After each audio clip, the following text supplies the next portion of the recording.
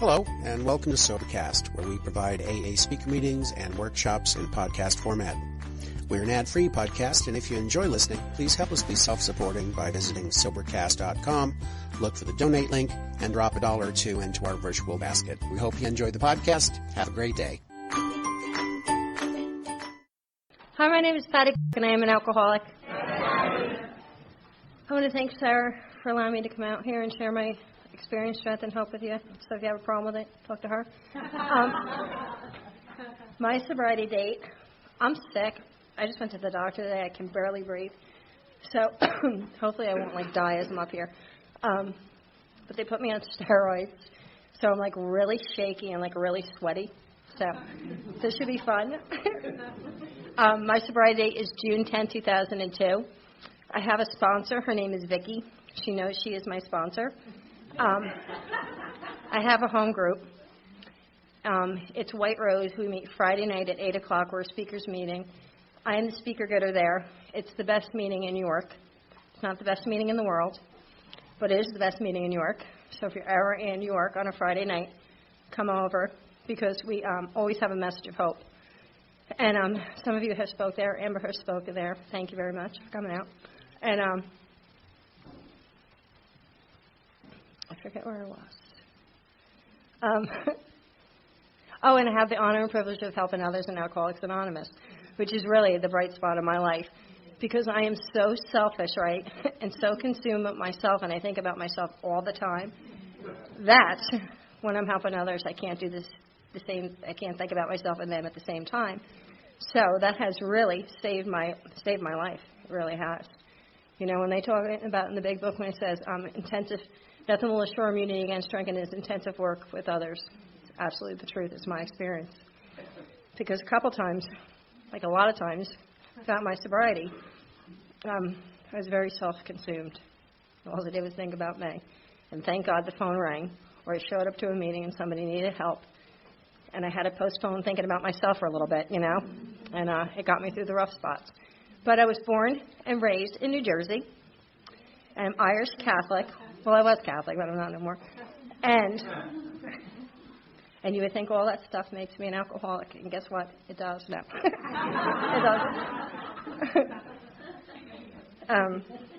doesn't. I used to think it was the reason I was so messed up. But what makes me an alcoholic is I have allergic reaction to alcohol. Once I put any alcohol in my system, it sets off a phenomenon of craving. And once I start, I can't stop. When I do stop, all I do is think about it until I pick it up again. I've lost the ability to control my drinking. That's what makes me an alcoholic. Not all the crazy stuff I did, and all my marriages, and all the states, none of that stuff makes me an alcoholic. But it made for an interesting life, I could tell you that. So I had a dad, right, who was drunk around the clock, and he was so, so fabulous.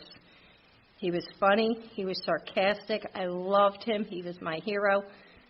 I wanted to be just like him. I couldn't wait to go to the places and do the things that he did because he looked like he was having a good time.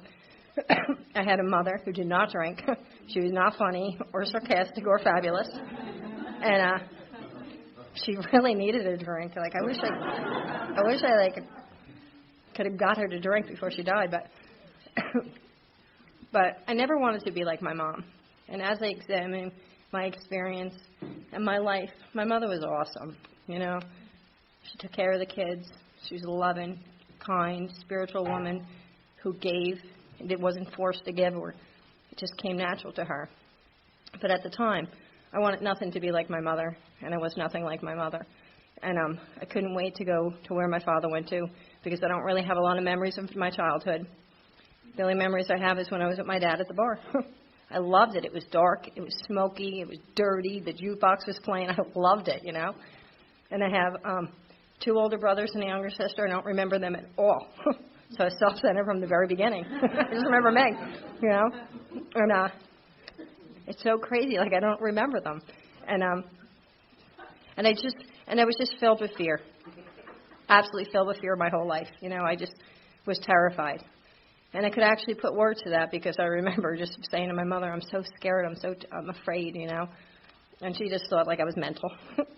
But I remember, like, when I was, well, I don't remember, but I was told when I was 3 years old, I got really sick, and I almost died, and I was in the hospital, and they didn't know what was wrong with me, and finally they found out that I had encephalitis, which is a sleeping sickness, which affects your brain. So all these years, my father just thought I was, like, retarded, you know what I mean? But really what I suffered from was a spiritual malady. And I just looked retarded, you know? So from a very young age, I was different, you know? And they thought it was because of this, but really what it was is because I had a spiritual malady. I was disconnected. And I didn't know it. I just knew I was afraid. And I couldn't wait to grow up so I could drink. And I wouldn't have to listen to anybody anymore. But at the age of 14, my best friend, she went to her cousin's house in Jersey City that weekend, and she drank. And she said, we can't even wait for the weekend. We got to go. So we cut school. And I could not wait to get there. And we got there, and we started to drink. And I tell you what happened is I experienced my very first spiritual awakening. Became comfortable in my own skin. I could look you in the eye, care less what you thought about me. It was, my head was attacking me so much that I didn't even know it until it quieted down. Immediately after that, I became extremely seductive. My clothes came off, and I went to a blackout. And that's how I drank from the very beginning to the very end. Except towards the end, I wasn't seductive, but I was definitely naked. And, I was, so free. I just wanted to be naked, you know. And I found something that day that worked. And I was never, ever going to wait for anybody ever to offer me alcohol ever again. I was going to chase this. I lived up the street from a liquor store. I would take my lunch money every day, and I'd get all men to buy me alcohol. So it was a daily drink from the very beginning. And I had to be. It was the only thing that worked, that made me feel whole and connected and complete, even if it was only for a brief moment. And it stopped my head. And then I'd overshoot the mark and wound up in a blackout naked, you know, and it'd be over and over and over again. And I got in a lot of trouble. When you're 14 and naked, you get in a lot of trouble, you know. And I didn't care. It was well worth it for me to feel okay in my own skin. But at the age of 14, it was Memorial Day weekend. I stood out in front of a liquor store, and I got some old men to buy me alcohol. And we were all going to the beach. And when you're drinking on lunch money, you don't get a lot, you know. But I ran into these two guys, right, who wanted to know if I wanted to do more drinking with them. And I said, absolutely. And I wound up leaving the beach and jumping in the car with these two guys who I had no idea who they were, nor did I care. All I knew is that I was going to be drinking more. And what happened that day changed my world. And what happened that day, I wound up getting brutally beaten and raped, which doesn't make me an alcoholic. I thought that did too. But that day I became a victim, and everybody knew I was a victim. And I was a victim of that until I got into the rooms of Alcoholics Anonymous, you know. I couldn't see back then how I made decisions based on self that later put me in the position to be harmed. And my family, I had convinced my family that if they were raped, they would need to drink, and they agreed with me. So at a very young age, I was basically allowed to drink the way I needed to drink. And the school had me to all kinds of therapists and psychiatrists, and my family sent me to them. I went to hundreds of them. And they started putting me on medications because they said I was very depressed. And they would say stuff like, now, Patty, this is going to triple the effect of alcohol. And I was like, that is so fabulous, you know what I mean? So I take my meds. And especially when you're drinking on lunch money, you get into a blackout real quick, right? And I loved the blackouts. Because when I was blacked out, I felt like I was invisible, you know, and nothing could touch me. And then I'd wake up and I'd be like horrified, and it would be over and over again. But I did graduate high school with a note from one of my many, many psychiatrists that said that if I didn't graduate high school, I'd have a breakdown. And they just wanted me out of there, so they graduated me. And I got that diploma, and I was walking across that stage, drunk out of my mind. I fell off the stage. My mother was not impressed with me. And I was 18 years old, and she said, it's time for you to go. You're 18, you graduated, see you later. And I was so glad to get out of there. And I left home, and I moved in with a go-go dancer. And I was supposed to watch her son while she danced that night. And my life became very unmanageable. I started getting arrested, DUI, stuff like that. And I started feeling like I didn't have a real reason and purpose for living. But what I always wanted to be was a mom. I never wanted to get married, and I never wanted to go to college. I couldn't go to college. Can't go to college when you graduate with no credit. And but what I wanted to do was be a mom. Because, I would have a reason and purpose for living. I would have someone to love, someone to always love me. And so that's what I set out to do. I set out to get pregnant. And I found a really, really dumb guy. Really dumb. And he's still dumb to this day. At a party. And I got pregnant. And my mother was really upset. I was raised Catholic, like I said. And she thought it was best if I married this guy. And I didn't want to get married, but I heard he caused enough damage, so I figured I'd marry him. I won't stay married, but I'll marry him. And so one of my many, many psychiatrists, one of them happened to be a reverend, so my psychiatrist married me. And this is how my dad describes me. My dad describes me if I was in Shea Stadium and it was filled with brain surgeons, that I'd pick up the hot dog vendor. And he was a hot dog vendor, right? But I had this little girl, right, that I love with all my heart and soul. And I just wanted to be the best mom. And the hot dog vendor got a job one day. I think the only job he's ever gotten in his life. And he went off to work, and I left. And I took my little girl, and I took off to California, and I came back to Jersey because I had nobody to watch her until I could drink in California. And I did want to be the best mom. And she had the best clothes. She went to the best daycares. Like, I was so young. I was like 18, 19 years old. Like, I didn't even know what to do with her. Like, I would take her and get her nails done. Like, she's 2. You know what I mean? Get her nails done, It was a mess. And, but I loved her with all my heart and soul. And what she had was a lot of outside stuff. But what she didn't have was a mom. And, and I had this job, and I dropped her off, and I worked hard, and I deserved to drink. Look at the good job I'm doing. At the end of the year, I get a really big income tax check because now I have a kid. And I take that little girl, and I drop her off with the hot dog vendor, and I go on vacation. And I leave her behind because the good job I'm doing, I deserve this. So I got to go to a lot of places. I don't really remember a lot of anything except the one year when I was vacationing in Southern California, I met this Marine. And he was so hot.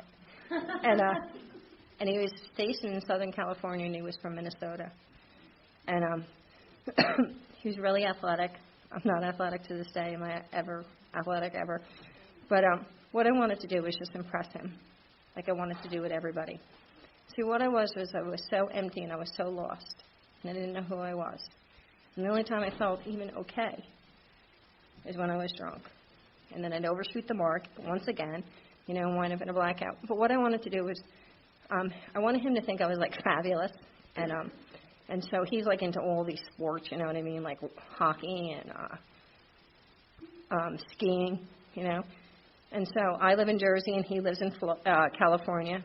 And so what I tell him is I'm an expert skier because I want him to like me. And so I get back to Jersey, and he calls me up, and he was really impressed by me because he said, you know what, Patty, I'm going to come to Jersey, and I'm going to take you skiing in Vermont. And I thought, that is so fabulous because I never drank in Vermont. My plan was to get him good and loaded because who wants to ski when you could drink, right? So we get to Vermont, and he really wants to ski. And I never skied. To this day, have I ever skied. But I can't tell him that because I'm a liar, and I want to impress him. So I go along with it, and we're on the expert hill going up the lift, and I'm terrified. And I'm shaking. And he's like, you all right? I said, just haven't skied in a while. We get all the way up to the top. Some of you have skied. Get all the way up to the top. High. I can't even believe how high it is. I don't even know how I'm going to pull this off. But we get up there, and I don't know how to get off the ski lift. I barely got on the ski lift, you know what I mean? So I fall off the ski lift. I get tangled up around the poles. I have to shut down the whole ski lift, untangle me. And I said to him, you know what? Go ahead and ski because I haven't skied in a while. I'll just meet you down at the end of the mountain. He took off skiing because he skis. And I took off rolling, climbing, crawling. 4 hours later, I got down to the bottom of that mountain.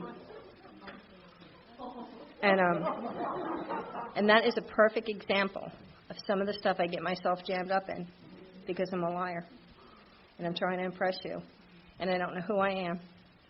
You know, and I can't tell you that I'm a liar after I just told you this fabulous story about myself, you know what I mean? And what happens is, every time my life gets unmanageable, what I think I need is just one more baby. If I have one more baby, I'll be okay. By the time I'm pregnant with my third daughter, I cannot stop drinking. The first 2 pregnancies, I was able to stop. And I have a priest bless the baby inside me, because I'm Catholic. And I have holy water blessed by the Pope that I put on my stomach every day. And I have prayer services going on all over the country. And I can't stop drinking. I could do all those things, but I can't stop drinking. Every day I get up, and I promise myself I'm not going to drink today because I don't want to hurt my baby. And every day I wound up in a blackout. And the day she came, I was terrified to have her because I didn't know what I did to her. My best friend came with me. And when the doctor delivered her and went to hand her to me, I wouldn't take her because I was scared. And they handed her to my best friend. And when I seen my best friend smile, I knew she was okay. And I got to tell you, I knew I was powerless over alcohol. I knew it. Every day I tried so hard not to drink. And every day I wound up in a blackout. And I knew my life was unmanageable. And it's not even the DUIs and all that crazy stuff. It's all the stuff that goes on the inside. It's all the stuff they talk about on page 52 of the big book. You know, it was prey to misery and depression. I couldn't seem to make a living. My personal relationships were a mess. But I tell you, it took me many years after that to concede to my innermost self that I was alcoholic.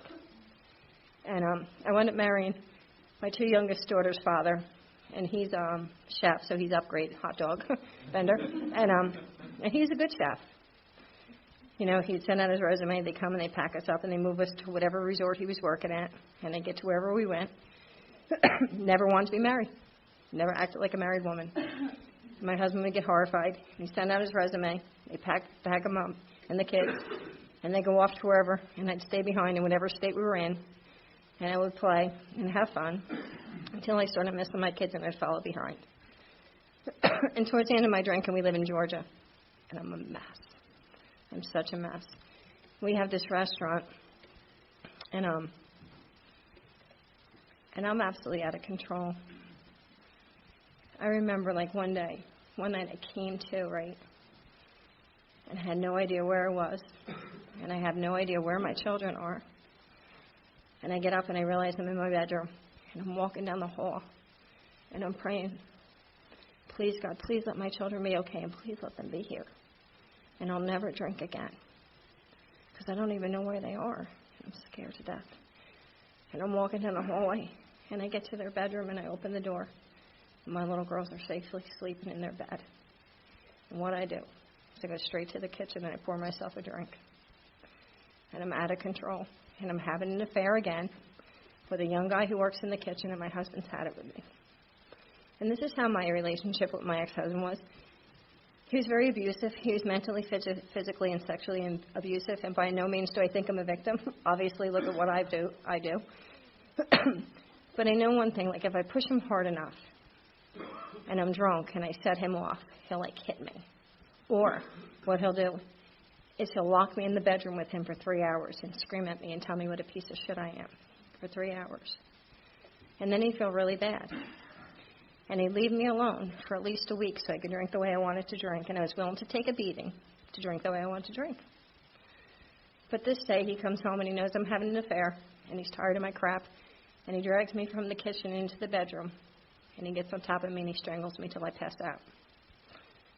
And I come to. And he says to me, he said, Patty, if you're ever afraid of me, tonight's the night to be afraid of me because I'm going to kill you. And I could tell you, I seen something different in his eyes and I knew he meant it. And he started strangling me again until I almost passed out. And he just fell off of me. And I got away and I called the police, and the police came and they arrested him, and he's in jail with serious charges. He was charged with kidnapping from taking me from one room to another. He was charged with attempted murder and rape, and attempt rape. So he has high bail. He's locked away in jail. And I got this restaurant to run with a little boyfriend in the kitchen who has no idea what he's doing. And I'm a mess. It's Christmas time. I've got all these parties. And I just drank like I do every day. And one day the police called, and they said my husband was bailed out of jail, and he was going back home to pack up his stuff because he had to leave. And I started thinking, as I was drinking that day, that what my real problem was Georgia. I think I just really need to get my kids and get back to Jersey, and how I'm going to be okay. And so I packed my kids up in the car, and I was already drunk. I had about 6 bottles of wine. Not that I'm a big beer and wine drinker, but that's all my restaurant had was a beer and wine license. And I stopped and I got a 100-proof bottle of vodka. I was going to pack up the car of the kids, and I was going to head back to Jersey. And what happened is I came to, and the house was filled with the police, and it was filled with the neighbors. And my husband was not only packing up his stuff, but he was packing up my little girl's stuff. And the police said that my little girls were better off with him, who just was charged with all these serious charges, than a drunk as a mother. Because it was absolutely true. Because I endangered their lives every single day. I would drive in blackouts every day. And I would total the car and crash into trees and run over railroad trucks and blow out the tires of my car. My little girls were terrified. I did it every single day. I endangered their lives. And thank God I never did anything to hurt them. Besides emotionally, you know. And the one day, it was a Saturday, and it was 8 o'clock in the morning. I remember I pulled into the restaurant parking lot, and there was a tree in the parking lot, and I hit this tree. And my youngest daughter was 4 years old at the time. And she jumped out of the car, and she ran into the restaurant because her father was already there. And she said, "Daddy, I'm really afraid. Mommy's acting weird again. She just fell asleep, and she hit a tree, and I'm so afraid, Daddy." And I got into that restaurant, and he started yelling and screaming at me. And what I did is I looked at my little 4-year-old straight in the eyes, and I said to her, "See what you did?" Because I really believed everybody else was the problem. I didn't know it was me. And I knew he had nowhere to go with those little girls, so I left. My favorite speaker in the whole world is from California, and he talks about how he comes to on a bus with his little girl, and she's crying, and she's holding her stomach, and she's shaking. And he says to her, "What's the matter, honey?" And she said, "Daddy, you forgot to feed me today. I'm so hungry." So they get to a rest stop. And he goes in, he gets a bottle of wine, he gets a sandwich, and when he gets up to the counter, he only has enough money for one. And he puts back her sandwich. And that's the kind of drunk I was. And I got to tell you, I love my kids with all my heart and soul. And if there was ever a human power that was going to get me sober, it would have been my little girls. And so I left, because he had no place to go with those little girls, and I left and I toured through St. Petersburg, Florida. And I was like relieved, like, he's gone, thank God. The kids are gone, now I can drink. And that's what I did. And I got to the point where I couldn't go 20 minutes without a drink, because I would shake violently. And if I did stop, my head and my heart would attack me so bad that I wouldn't even know what else to do but to take a drink. And I weigh 80 pounds, and I'm bruised from head to toe from falling, and I'm yellow, and I have this long hair, and it's fallen out, and I have bald patches all over my head. And I'm a mess. And I have nowhere to go. And I wound up back in Georgia, and I wound up moving into this crack hotel. And I just want to die. Because every day is so hard for the things that I had to do each and every single day to get a bottle of vodka. And that's not how I was raised. And I just felt like I was so dead inside. I felt like I had no soul left. And I didn't know women that drank like the way I did. And I didn't know women that were doing the things that I was doing. But what I thought I heard somewhere is that people who smoke crack are doing these things, you know, and I'm living in a crack hotel, so I might start feeling a little bit better about myself if I start smoking some of this crack, you know what I mean? So that's what I set out to do, is to smoke crack, and I was better at skiing than smoking crack. Way too drunk to smoke crack, pushers and all kinds of shit involved, and I couldn't do it. And the crackheads absolutely hated me. Can you imagine crackheads hating you, not even smoking their shit? What crackheads do, some of you may know this, right? Crackheads smoke crack and then they hide. And they don't want to be found. I would find them. They'd be like, just give her back her bottle, you know.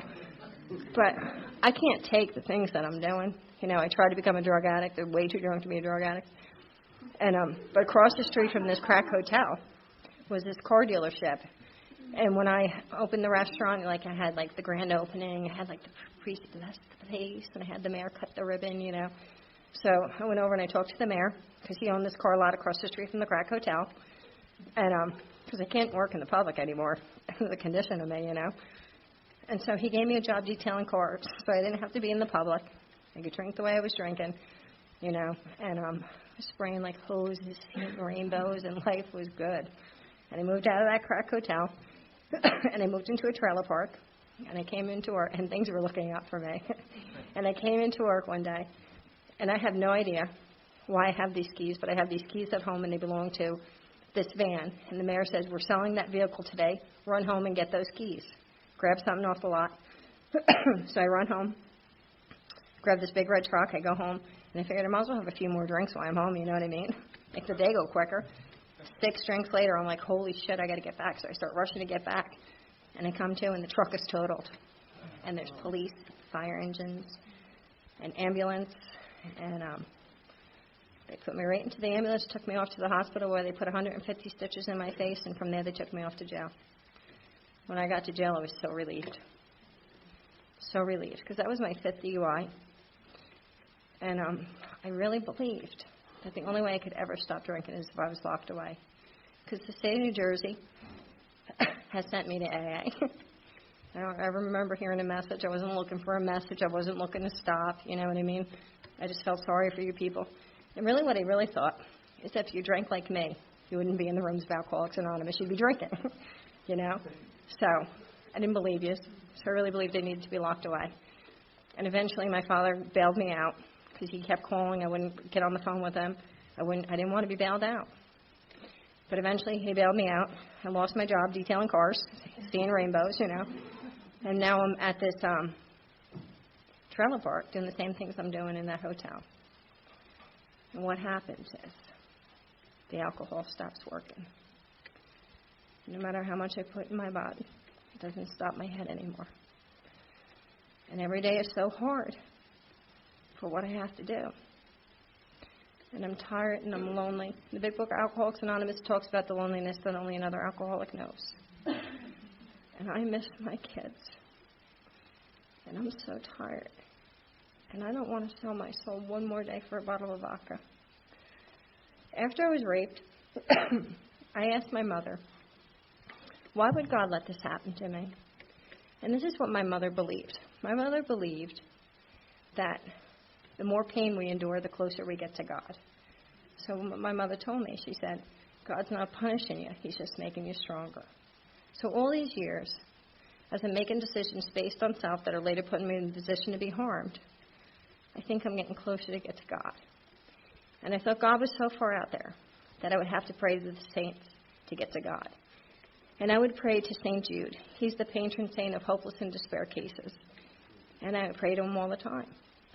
And this day I didn't say a prayer to St. Jude, I said a prayer to God. And I said, God, you got to help me because I can't get any stronger. And I took a bottle of Tylenol PM and I drank whatever vodka I had left. And I came to on June 10, 2002 in intensive care. My family flew in because they said my father was going to have to take me home in a body bag. And they took all kinds of tests, you know, it was a mess. And eventually they came back that I had no damage at all. And so there they shipped me off to a mental hospital, not a psych ward, like a whole hospital. Loved it. Favorite part of getting sober. Mental ward. And I loved it there, you know. I felt like right at home. But they kept me there so I could stop shaking long enough so they can get me on a plane and get me back to Jersey and get me into this rehab. And I remember getting off the plane, right, and all the bloat was completely off me. And you could see every bone in my body. And had the long hair with the bald patches and I'm yellow. And my family's looking at me like, oh my God, she's dying. And I'm thinking to myself, they are so jealous of me. I look like a model up here, you know? And they got me into this rehab, right? And it was still so shaky. Like I went through 3 natural labors. This detox was way worse than that. And I'm still so shaky. They want me to do workbooks and worksheets. And I can't read and I can't write. And I can't tell them that I can't read or write because I'm embarrassed. And I can't even hold a pencil and I can't even think, you know what I mean? And so I have 7 days. My husband's insurance would cover 7 days, and they took me up into the, my counselor took me up into the office, and they were going to try to get me some funding. And they went through my workbooks and my worksheets, and nothing was completed. And they said I wasn't serious about recovery and I needed to go. And I started to cry because I had nowhere to go.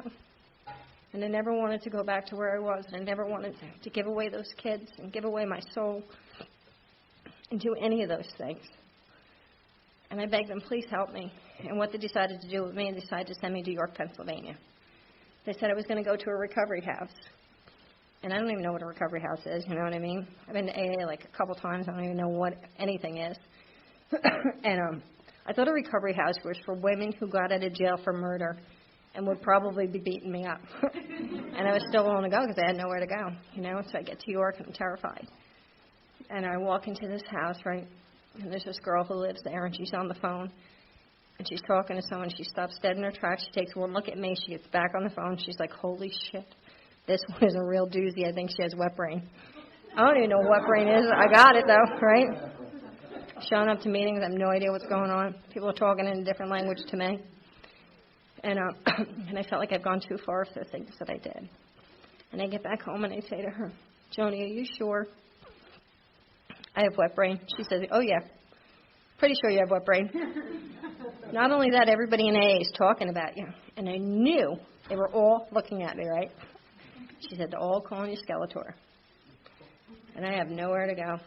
I just keep showing up.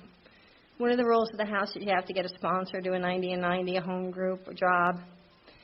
And so I know nothing about sponsors, you know what I mean?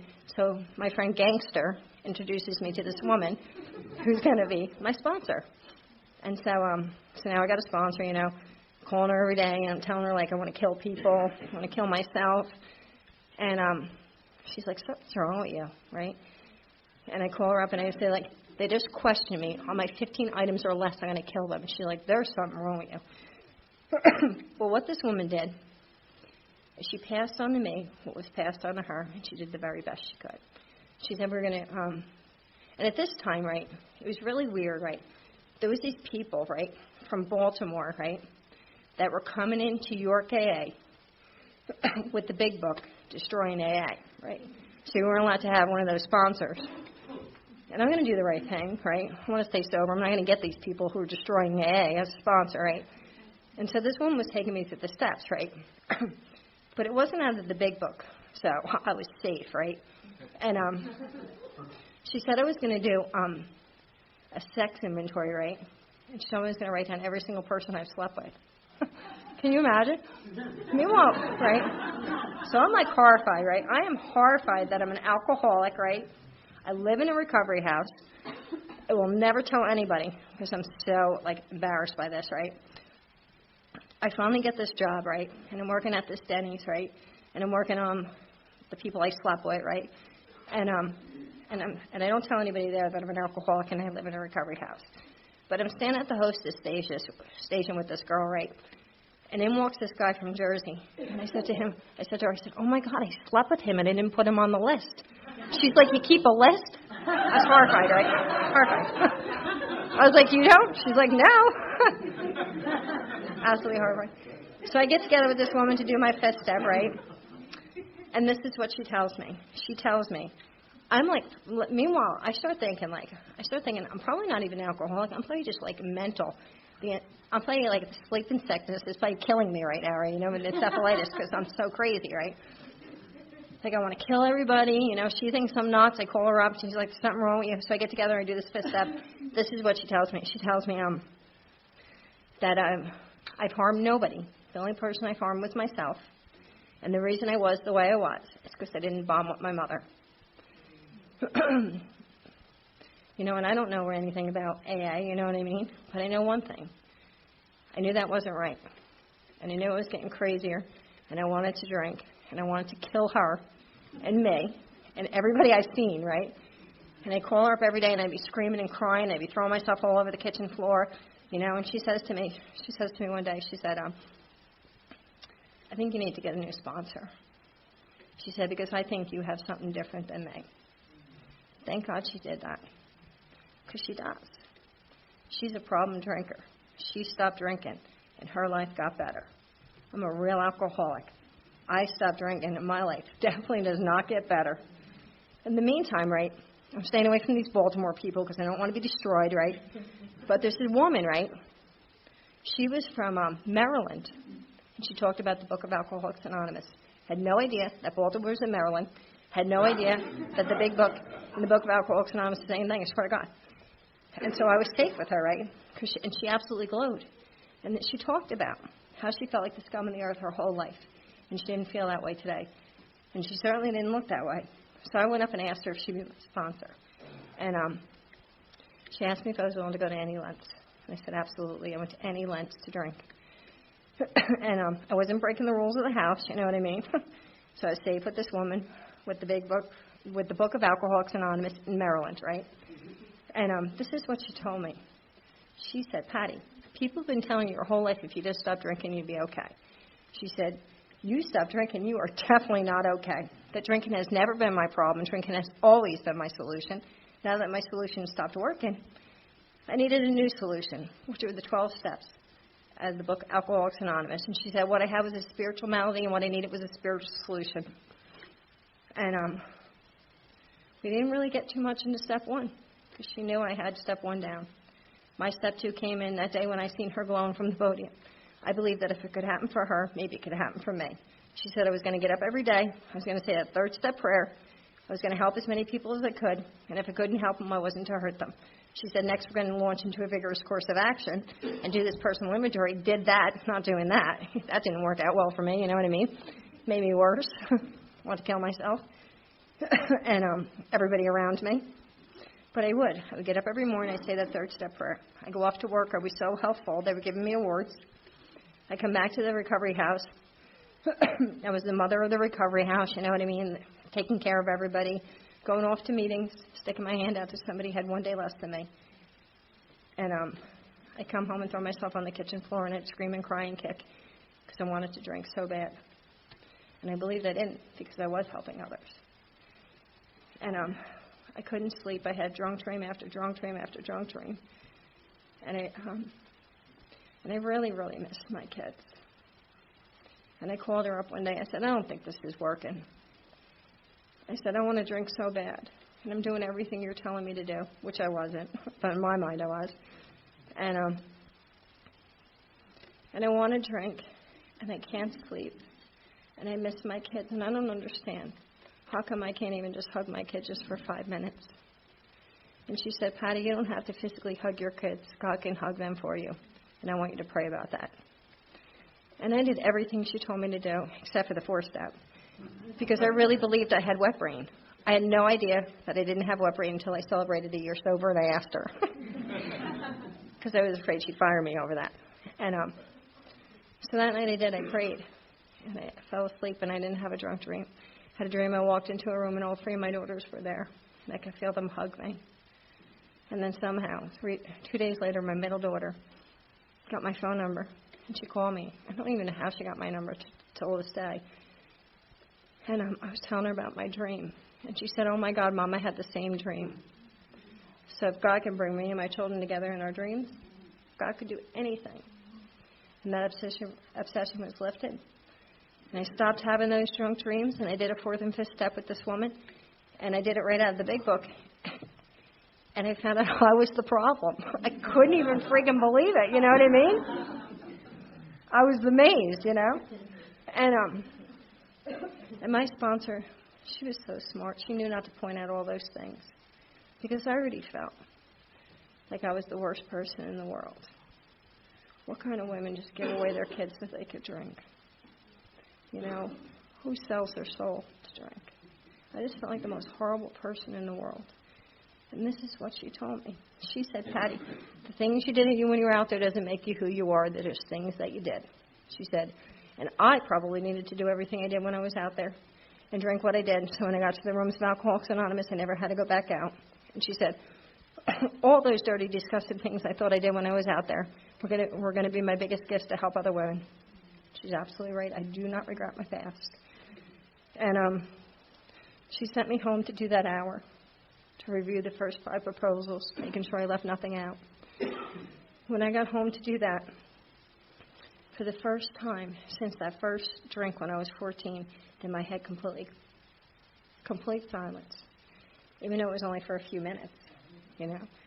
And I said that 7-step prayer, and I started making my 8-step list, you know. And a lot of my stuff, my 8-step list didn't come off of my 4-step. I harmed way more people than I was resentful at, you know. And at this time, the state of Georgia was looking for me. They wanted me back in Georgia to go in front of a judge for my 5th DUI and total in that truck. And I also got, I had a public drunkenness that I got arrested in my inside the trailer that I had to go back for too. And she said, and it looked like I was going to have to do about 2 to 3 years. And she said, we really need to get you moving along, get you through the steps. You need to get through some of these amends before you go to jail. And she said, we're going to start with the closest state, and we're going to send you back to Jersey. And I couldn't wait to get back there to make amends to my dad, you know, because I loved him and he was my hero. And he knew I was coming because I call him every week, a couple times a week, you know. And when I set up the arrangements to go see my dad, he said, you know what, Patty, I really believe for the first time in your life that you're going to be okay. He said, I think you got this drink problem solved. And he said, and I'm real tired, and I miss your mother. My mother died when I was 25 from colon cancer. And I just feel like I live a life of a houseplant. And I said, no, Dad, it won't get better. I'm sober now. We'll be able to do things together. And I'm coming to Jersey, you know, and do my 9th step with you. He's like, okay. And so I get to Jersey, and I can't find my dad, and he knows I'm coming. Finally, I get in touch with my brother and my sister. My father had a stroke that morning. And he was in critical condition. He was paralyzed, and he couldn't talk. And I called my sponsor, and I was like, can't do that one. She said, I go, yes, you can. She said, you're going to ask everybody to leave the room. You're not going to tell them you're sorry. You've been sorry your whole life. You're going to tell them you're wrong. And that's what I did. And my dad started to cry. And I said, Dad, you know what? There's a good chance I'll never be that person ever again if I continue doing the things that I'm doing. And my dad managed to say the words, I love you. And he died a week later. And I felt like my dad held on to make sure I was okay before he could go. And I got to make amends with both those hot dog vendors. I was still married. My sponsor was such a bitch, you know what I mean? She, like, made me act like a married woman. So I act like a married woman until I got divorced. Even after that, I acted, you know. And so I got together with both those ex-husbands, and my second ex-husband said to me, he said, you know what, Patty? I really was going to kill you that night. The only reason I didn't kill you is because a bright white light came and hit me in the head and knocked me off of you. The whole time, I always thought God was so far out there, and the whole time I've always been in the palm of God's hands, you know. My sponsor, she bought me a little suit to go to court. We drove out to go in front of this judge whose daughter was killed a year earlier by a drunk driver, and the mayor's mother was killed 10 years earlier by a drunk driver. And my sponsor, my grand sponsor, he said to me, he said, you know what, Patty? The lawyer, the judge, the prosecutor, none of those people are in charge. God's in charge. And if you're supposed to go to jail, that's where you'll go. And you'll carry this message in jail. So I get in front of this judge, and I'm scared, you know. I've only been to jail a couple times. I was pretty loaded, you know. But I was willing, because I never wanted to go back to where I was. So I was willing to do all my amends. And I went in front of this judge, and she gave me 24 hours in jail. You know, and I think God thought it was so best that I carry this message outside than inside the jail. But they took me off in my little suit, right, in handcuffs, and brought me to a holding cell, and they took my handcuffs off and let me into the holding cell. And there was this prisoner in there. She thought it was a lawyer. I couldn't freaking believe it. So there was a lawyer coming to help her. I was like, no, I'm going to jail with you, sister. And I spent 24 hours in jail. In that 24 hours, I did talk about the 12 Steps, Big Book, and God. And I got back to York, Pennsylvania. I was through the 12 Steps of Alcoholics Anonymous, and I tell you, I was on fire. Now that I was sober in York, Pennsylvania, having a spiritual awakening as a result of these steps, people in York are going to get sober now. I'm going to make sure of it, right? So I get this apartment. It has high ceilings, right? I'm like moving homeless people in, ripping people up off the streets, out of my mind. I had to do community service at this woman's homeless shelter. I had them on their knees in the parking lot doing the 3rd step prayer because people in York, Pennsylvania are going to get sober now. And trying to take people through the steps at work that weren't even alcoholic, out of my freaking mind, right? I got this lumber, right? I was going to build a loft because I had high ceilings. I'm going to start stacking the drunks, and I'm getting sober in York, Pennsylvania, right? So I have all these crazy people living with me. This is the funnest time of my sobriety, I swear to God. It's so much fun. All these crazy people living with me. They stole everything I owned, and I barely owned anything. Can you imagine? I barely owned anything. And then they stole all my checks, and then they stole my mail. I didn't even know I was bouncing checks with the little money I had, you know. And there was this little girl, right, and she lived with me. And she was 19 years old. She was the same age as my daughter at the time, my oldest daughter at the time. And she didn't want to be sober, and I was like making her be sober now, you know what I mean? And nobody wanted to be sober, you know what I mean? I made so many freaking mistakes. The beauty of that is I learned how to effectively sponsor people by making so many mistakes, right? But I come home from work one day, right, and she's gone, and I can't find her. And this drug dealer calls, and he says he has her. And that she's been out for like 2 hours, and I beg him, please bring her home. Actually, my oldest daughter was living with me. My oldest daughter made him bring her to me. And she gets home, and she's gray, and she's foaming at the mouth, and she's shallow breathing. And I don't know anything about drugs. I tried the crack, you know what I mean? So I'm scared. So I call the ambulance. The ambulance come. They take her out of the apartment. They bring her into the back of the ambulance. They shoot her in the heart. She comes alive. She's freaking pissed off, right? First of all, that she's alive. Every day I would wake up so pissed off I was still alive. Second of all, that she's not high. They take her off to the hospital. She's in the hospital. She comes back home. She doesn't want to be sober. So one of the hardest things I had to do since I got sober was kick her out. Pack her up, drop her off at a hotel, knowing she was probably going to prostitute herself out that night. And I came to the conclusion that what I was doing was hurting people more than I was helping them. Because what I was doing, I was denying that little girl her pain. Because nobody denied me my pain, because if they did, I wouldn't be here today, you know? And so she's sober today. She is sober today. So, like, I don't have a lot of time left, but I really want to get. So I'm in this area of York, Pennsylvania, you know what I mean? I'm, like, so freaking fabulous, like I'm dying, you know? So spiritually dying. And I get into my very first real relationship, and I'm madly in love. And we break up, and he starts sleeping with one of my grand sponsees who's 19 years old, and I'm devastated. And I run to Florida. And I'm a mess, you know? I'm absolutely heartbroken beyond belief. And I'm walking the beaches, and I'm crying. And my head's attacking me like when I first got sober.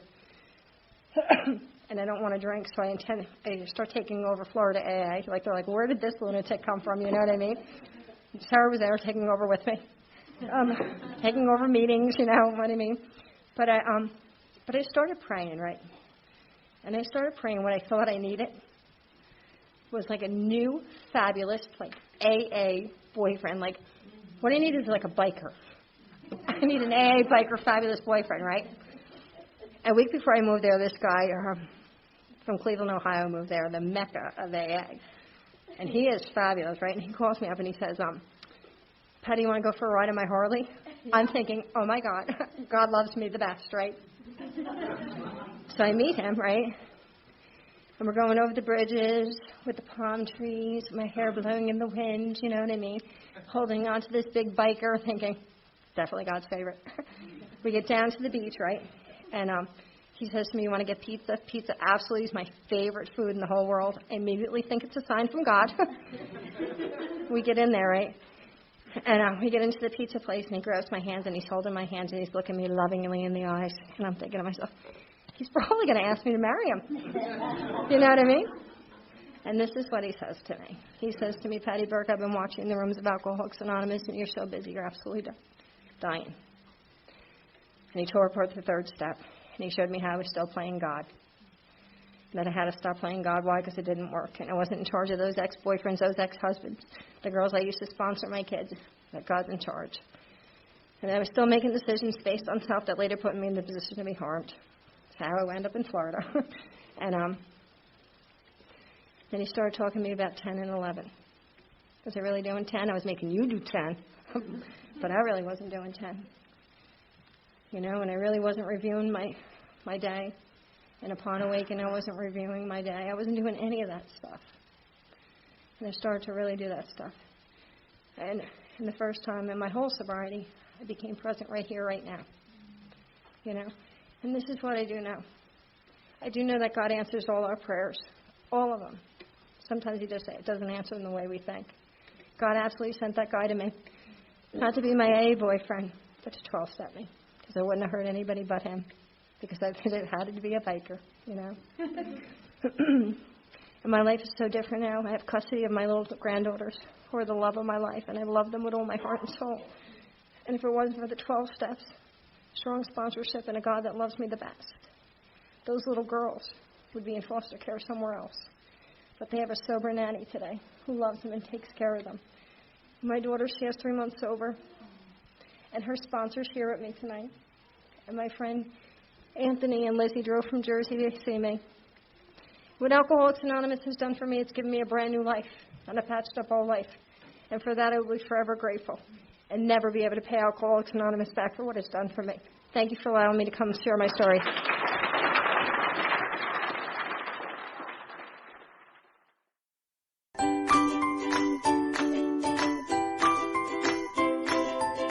Thanks for listening. I hope you enjoyed the podcast. Sobercast is ad-free, and we'd like your help in order to keep it that way.